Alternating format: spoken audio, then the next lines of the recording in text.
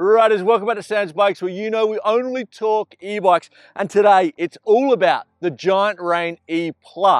And we have the lab rats here, Martin and Pablo. Welcome, guys. Thank you, man. Thanks for your time. Now, the lab rats started in Australia a couple of years ago with my mate Dominic. He actually said, I don't ride hard enough to be an e-bike tester. I'm going to say he's wrong. I ride pretty hard, but Martin is definitely the gun out of us, the young gun. And Pablo, both these guys, I'm going to say ride a little bit faster than me. But I got more of the experience of the bikes. But I also thought that each of the riders out there are so different. You could resonate with either of us because like these guys have been on the Reign now 1 month each. And I just thought it'd be really interesting for us to just talk about it and just see how they got on. So first up, Martin, tell us your experience of mountain bike riding and what you're riding right now.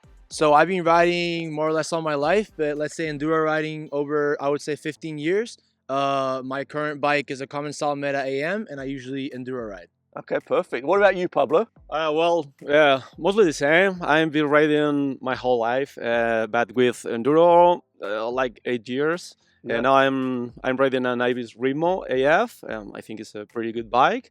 Not any bike, but it's pretty good. Yeah, perfect. And I wanted to say one other thing.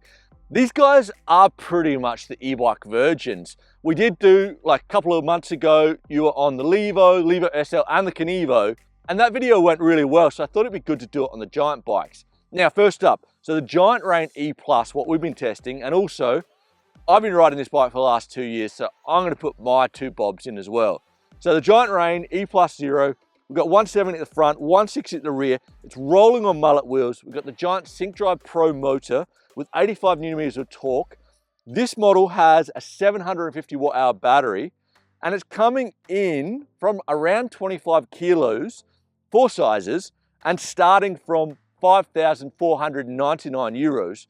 But also, riders, check out the Giant website because right now there's some stonking deals. Like this is 2022, I think. You can get some of the 2022s at like 20 or 30% discount. So that's crazy. And before we crack on, a massive shout out to Crankbrothers for coming on as an official sponsor in 2024 at Sam's Bikes. And for this series, they hooked up Martin and Pablo, the lab rats, with some fresh shoes and pedals. Now, quick review. Martin, how'd you get on? Well, for me, it was a good experience, a new experience. I've been riding basically 510 and flat pedals, nuke-proof pedals all my life on my bikes. And it was a really new experience. I think it was a good combination. I really like first the looks. As Sam said, I'm a slave to fashion, and I really like the way the shoes look. They look amazing. And also the feel is really nice. I'm used to more chunkier shoes. These are much thinner, so I got like more of a natural feel on the bike. And I think the grip was pretty good. I like the way they designed the look of the shoe to go well with the pedal pin placement. And I think overall they're a really good combo. Yeah, perfect. And what about you, Pablo? I've been riding a lot of different shoes. I've been riding 510s, I've been riding specialist shoes, and lately I've been riding Ride Concepts. Yep. I think the rubber is pretty similar to the Ride Concepts, but like Martin said, the pattern of the sole with the proper pedal works so good. Perfect. I'll have my 2 bob. I've been riding them now for like 3 months, and like Pablo, I've ridden everything. I was riding Ride Concepts before, 510s before that, Specialized shoes as well, and my go-to was Sam Hill flat pedals, same as Martin here. I'm gonna say, I reckon the grip is like a Ride Concept. It's not like a 510. It's a little bit less grippy, but I don't mind that. I actually like that because like, I find the 510s a little bit too grippy. If your foot gets moved, like when you're going down, you can't move it back. I find you can get the micro adjustment. And also, a big win for these, the large ones, like if your foot gets bumped when you are going downhill, like even onto the back or onto the toe, you still feel like you can push. Like you still feel like, because they're so big that you have like the balance of the bike still. So that was, for me, that was a win. Okay, first up. How did we get on, riders? So this is a like super enduro e-bike. First up, how did it downhill? Take it away, Pablo. I have to say, I used to ride an M size bike. This is a large, but definitely it's my bike. This size is perfect. It is so good going downhill because it's so gives you confidence because the head angle and everything, but at the same time you can flick the bike around super good, so you have both sides. How tall are you? 175? Yeah, I'm like 175. 175. And the reach on this, so what are we talking? Reach numbers is 480 in a large. Yeah. So that's a pretty big bike for you. Yeah. It's like I used to ride 455, 458 bikes, and I don't feel bad at all. I feel perfect in this bike. Okay. So center, you know, you feel like center in the bike. Yep. And what about you, Martin? How'd you get on with the downhill? And hang on, we're going to put in a little bit of B-roll. It will be vertical, but you were absolutely hooking this bike, I'd have to say. So how'd you get on? I would agree. I really enjoyed this bike. I've been trying out several bikes since we started all these series, and this is, I would say, one of my favorites. It's a much shorter bike for what I'm used to. 6'2", 188 centimeters. I'm used to more close to 500. It's just much shorter for me, but it felt really planted, so I didn't need much of a longer bike. But also the long chain stay longer for me kept me more centered in the bike. So it was super playful, but I could really ram it down whenever I wanted.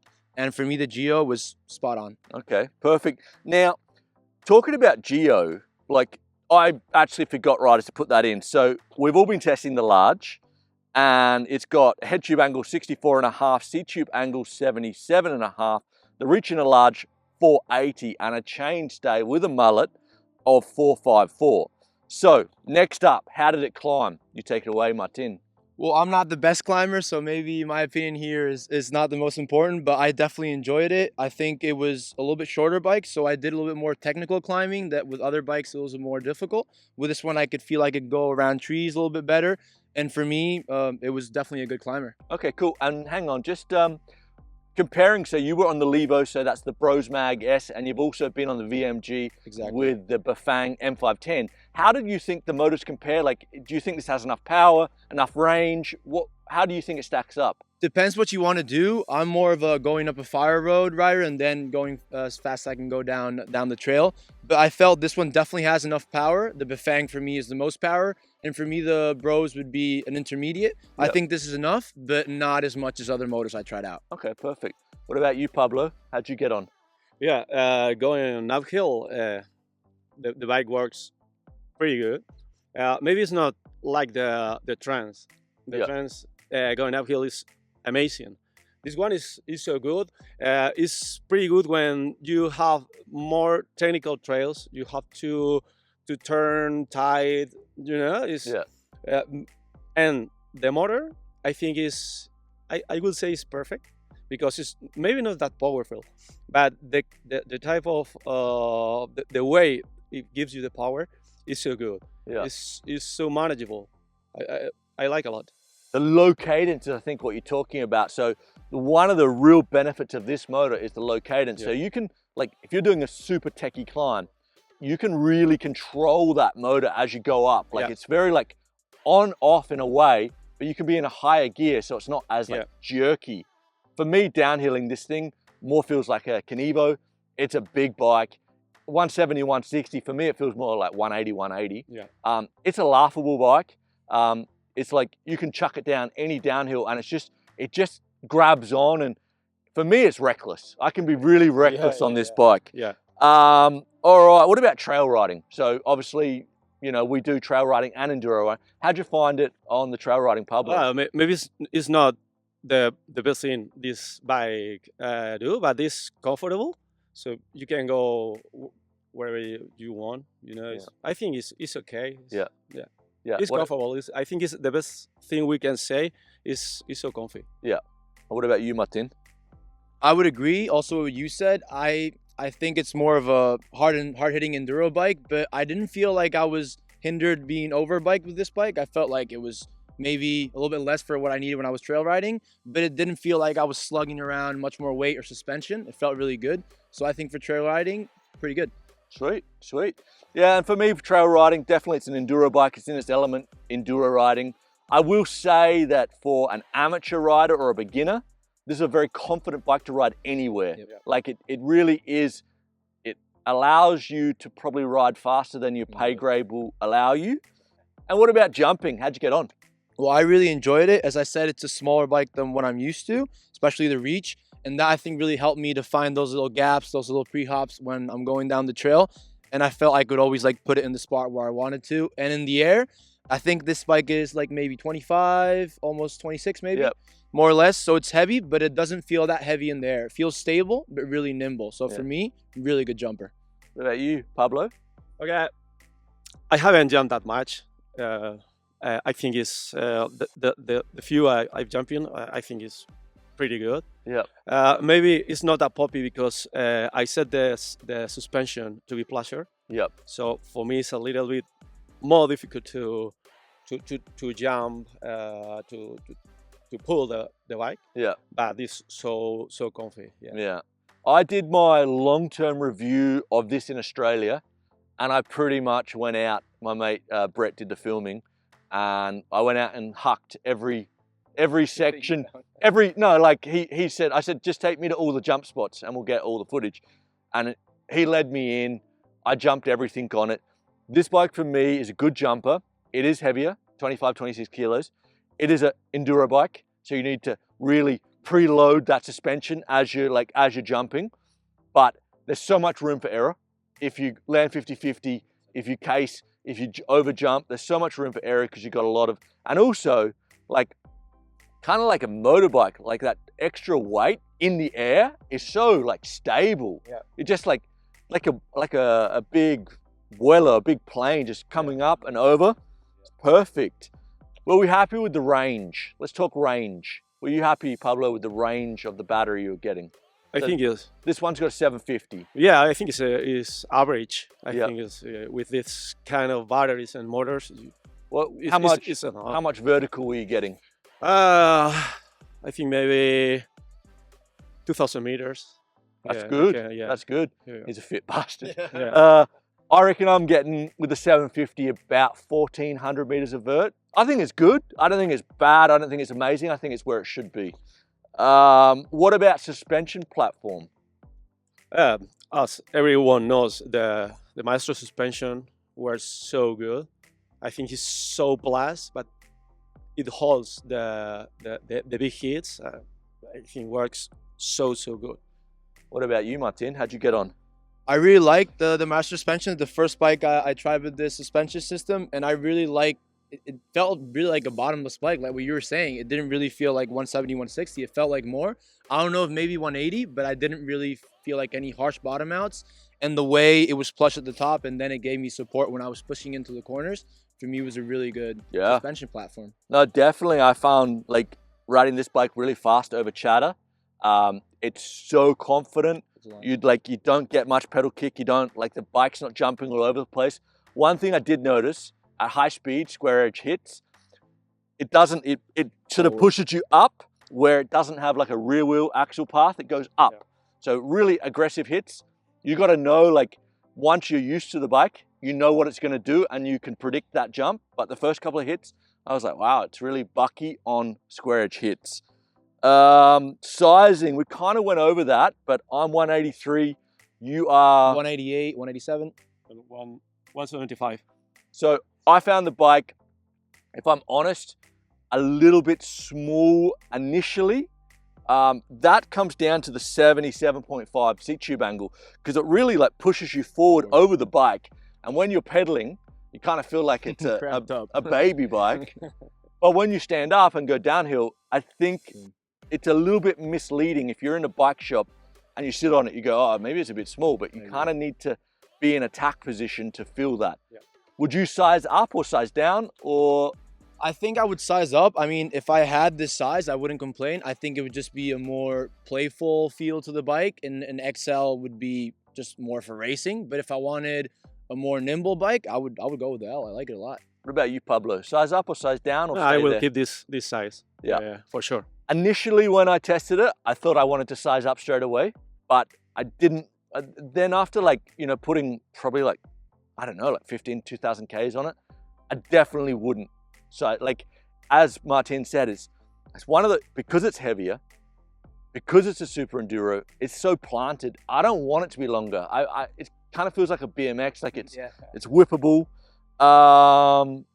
Did the weight bother you, and would you prefer a carbon? The weight doesn't bother me at all. I think it will be a little bit less, would be okay. Maybe just for when you have to pull the bike for jumping or to do a bunny hop or something else, you notice the weight. Yeah. But when you're riding, you didn't feel anything. Yeah. I definitely agree with that. I mean, I think always with e-bikes having maybe 1 kilo less, you're gonna notice it more. But the way how planted and how compact, but then like reliable it felt, I didn't really need a little bit to cut weight. So for me, it was perfect that way. Okay, let's now talk about models and which one you guys would go for. So this is the Zero. So this is the top of the pops, the most expensive with the Kashima, everything. And this one in 2022 was 7.5, 8 grand. So you pretty much have 3 models. You have the entry, which is around 5,400. Then you have the middle, which is around 6.3, 6.4. And then you have the top, which is 7.5. Which one would you go for and why? I think I would go for the mid-range. I think basically the reason for me that would be just having the factory suspension, but not the Kashima, going maybe down a little bit in parts, and you're still getting really good suspension platform and really all-around drivetrain and good brakes. So that would be the bike for me. Perfect. What about you, Pablo? If I had to buy a 2024, maybe I will go for the 2 model. Yep. The suspension is good enough, and I think it's okay. But right now, maybe I will be getting a 2023 1 model that is the discount is heavy. Pretty heavy. Yeah. There's a lot of discounts going on, and also it's kind of like you got 2022, 2023. There are still stock on the 2022, and I think the 2022 at 7.5 grand. This bike was an absolute bargain. Like, I mean, how many e-bikes do you get full Kashima with a big battery at 7.5 grand? Not many. Okay, who's it for? For everyone. I think this, like you said before, I think this bike is for everyone. It's just for the average rider. It's give you so confident. And what about you, Martin? So I would agree with Pablo. I would say for basically everyone, but I would say someone that's more inclined to enduro, more downhill, maybe bike park oriented. You can take this bike to a bike park, have a hell of a ride. And basically someone that knows they want to push their limits and take their riding to the next level. Yeah, perfect. For me, I say an experienced rider that wants to go hard, this is a great bike. I'd also say for a beginner, this is a great bike. I'd say for someone that is an experienced rider that is looking to ride more trail bikes, I probably wouldn't go for this bike. It's like, it can be a little bit sluggish and boring to ride on not very hard trails. Now this is a hard question, but if you had to give this bike a score out of 10, but we're not just talking about how it rides. We're talking about how's it look, how's the value, how's it ride, the overall package out of 10, what would you give this bike out of 10? For me, the year where it came out, for me, it's definitely a 9. Yeah. For how good it looks, what it brings to the table with components and how the bike rides, I think it's a really good value, and for me, it would be definitely a 9. Yeah, perfect. What about you, Pablo? Yeah, it's pretty similar. I will say like a 8.5. Yep. Too. Yeah. Why does it lose that half a point? I don't know. This maybe I'm thinking on the bikes I've been riding. Yeah. You know. And yeah. I think it's pretty good. I will buy this bike. Yeah. I mean, for me, I think I give it like value-wise a 10, definitely. Ride quality, I think it's like a 9 is good. And looking-wise, I think it's a good-looking bike. I think the down tube's maybe a little bit chunky. Probably not the best-looking bike on the market. But the overall package, I'm going to go with Pablo. I'm going to go an 8.5 as well. I think the overall package is sensational. And riders, thank you so much. We are done. Thanks for having us. Thank you. And then we can get out of the cold because it's freezing out here and have a beer. So, riders, I hope you enjoyed this look. Like, this is pretty much like a video that I've been thinking about doing for a while. Like, you know, after the rides, we go to the pub, we talk about this stuff. And I just thought it'd be cool to do like a very candid video And if you have any questions for Martin, Pablo, or myself, put them in the comments. We'll definitely get back to you. And riders, you know it. Stay safe out there, and we're going to see you next week.